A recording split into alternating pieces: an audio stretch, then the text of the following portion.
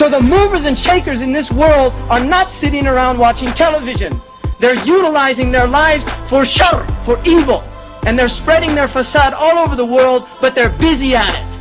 And the Muslims are asleep, and because we have gone to sleep, they have taken over.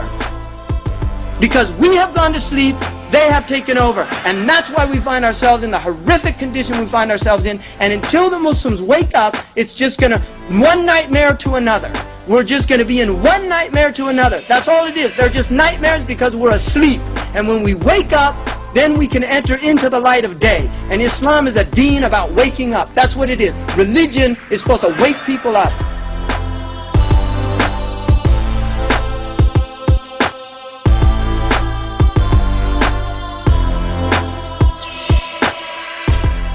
I mean, this is not a joke. This is reality, people. There are people that want to keep you asleep. If they don't use the drugs of white powder, they'll use the drug of television, they'll use the drug of their mass media, they'll use all these drugs, but they're going to keep you asleep because they fear the day that you wake up. That's what they fear. And you should be very well aware of that.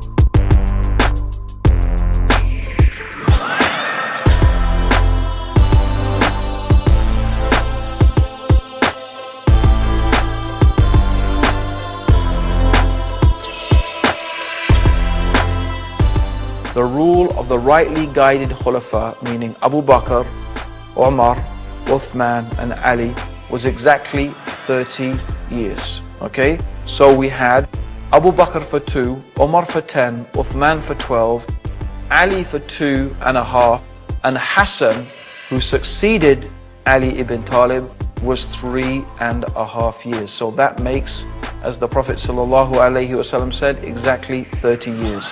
After that, evil spread and kingship was established, just as the Prophet Muhammad ﷺ said would happen.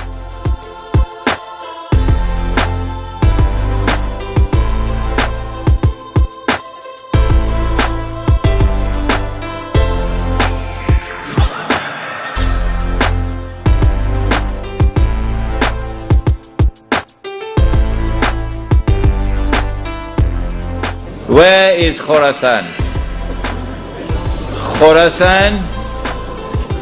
Khorasan in the time of the Prophet ﷺ has been researched by the eminent Pakistani scholar Dr. Israr Ahmad, and he has explained that Khorasan is that territory which extends from northwest Pakistan, the Pathan belt,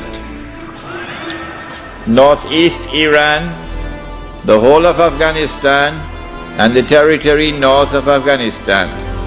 But clearly Afghanistan is in the heart of Khorasan.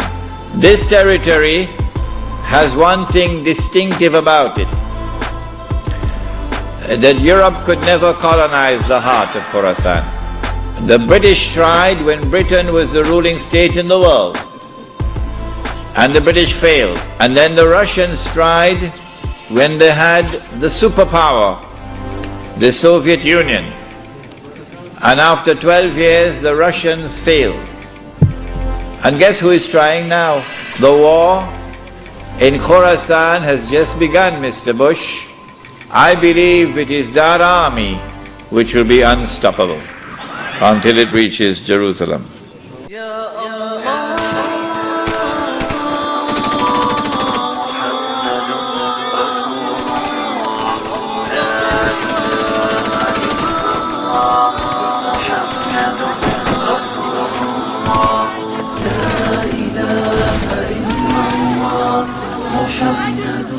When you see that army coming from Khorasan, the Prophet said, go and join that army, even if you have to crawl over ice.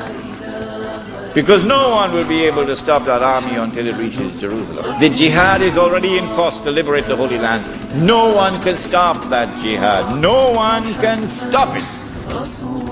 The jihad is already in force to liberate the territory from where the army will come, from Khorasan. No one can stop that jihad.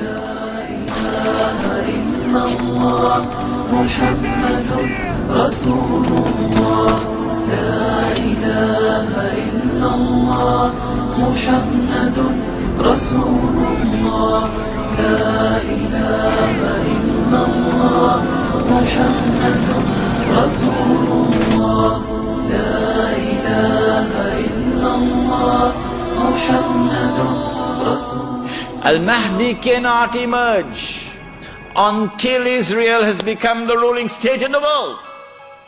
Al-Mahdi cannot emerge until Dajjal has completed his mission. Al-Mahdi cannot emerge until the state of Israel has ruled the world for a day which is like a week. Al-Mahdi cannot emerge until the water has dried in the Sea of Galilee. So stop these foolish questions. As he approaches Makkah, people are going to come out to him, so this has to be a well-known person, not some obscure non-entity, a well-known person. When the people of Makkah come out to him, they'll force him to accept the bay'ah, the oath of allegiance which legitimizes the leadership of the Amir al-Mu'mineen, bay'ah. He will accept the bay'ah at the Kaaba and then proclaim himself to be Al-Mahdi. It is only then that you would know that Al-Mahdi is here. But after he proclaims himself Al-Mahdi, he's going to be attacked from an army, with an army from Sham. That army comes down to the south, and armies are under the control of governments. And when that army is between Medina and Mecca going down south, the earth is going to open and swallow that army. That is the sign of all signs, beyond a shadow of a doubt, validating the claim of this man that he is the Mahdi. When Darul Islam is restored in the Arabian Peninsula, this is now the most dangerous and potent of all threats to the state of Israel.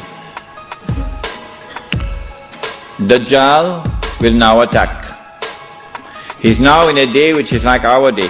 And so we'll see him, a Jew, a young man, powerful, built, curly hair. But I'm not saying anything about his eyes, because you understand the hadith about the eyes now. The Jews are rubbing their hands. We got them now. There's no escape. We got them. We have them in our sights now. At that last moment, the Son of Mary comes down, with his hand resting on the wings of two angels. As the Son of Mary comes down in the masjid, Imam al-Mahdi says, here he is, this is the Son of Mary. And then the Son of Mary responds and identifies himself. Imam asks him, you lead the salat? He says, no, you are the Imam, you lead. After the salat, then the confrontation takes place between the false Messiah and the true Messiah. And the false Messiah is killed, and then Gog and Magog are destroyed. The Sea of Galilee is dry, and after Gog and Magog are destroyed and Dajjal is killed, now the state of Israel is without any support.